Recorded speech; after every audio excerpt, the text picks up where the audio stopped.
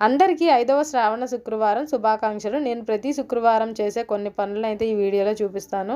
ఖచ్చితంగా గుమ్మానికి పసుపు రాసి బొట్టు పెట్టుకుంటాను. తర్వాత బయట అంతా కూడా నీట్గా ముగ్గులు వేసుకుంటాను. మన గుమ్మం ఎప్పుడు కూడా కళకళలాడుతూ ఉండాలి. అప్పుడే లక్ష్మీదేవి మన ఇంట్లోకి వస్తుంది. ఉన్న లక్ష్మీదేవి బయటకు వెళ్లకుండా ఉంటుంది. తర్వాత పూజ దగ్గరకు వచ్చేసి రాగి చెంబుకు అయితే బొట్టు పెట్టేసుకుంటున్నాను. ప్రతి శుక్రవారం కూడా రాగి చెంబుకు బొట్టు పెట్టుకొని ఒక గాజు బౌల్లో రాక్ సాల్ట్ వేసుకొని ఒక 5 లవంగాలను అయితే ఈ విధంగా పెట్టుకొని ఈ రెండింటిని కూడా ఈశాన్యం మూల పెట్టేస్తాము. 5 శుక్రవారాలు కూడా మంచిగా పూజ చేసుకున్నందుకు చాలా హ్యాపీగా ఉంది. నేను ప్రతి శుక్రవారం కూడా ఆవు నెయ్యితోనే దీపారాధన చేస్తాను. గోమాతకి మన హిందూ సాంప్రదాయంలో చాలా ప్రాముఖ్యత ఉంది కదా. అలాంటి ఆవు నెయ్యితో చేయడం వల్ల చాలా మంచిది. ఇంకా దీపాన్ని మనం దేవుడి స్వరూపంగా భావించాలి. మనం దేవతా విగ్రహాలను ఏ విధంగా పూజిస్తామో దీపాన్ని కూడా అదే విధంగా పూజించాలి.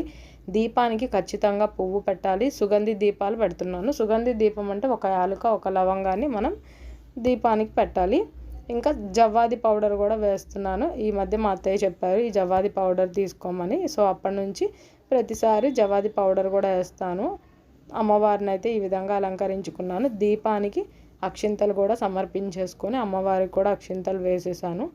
దీపారాధన అంటే మన దీపాన్ని ఎక్కువ పూజించాలన్నమాట. ఈ విధంగా అయితే పూజ చేసుకున్నాను. వీడియో నచ్చితే లైక్ చేయండి. మా ఛానల్కి సబ్స్క్రైబ్ చేసుకోండి.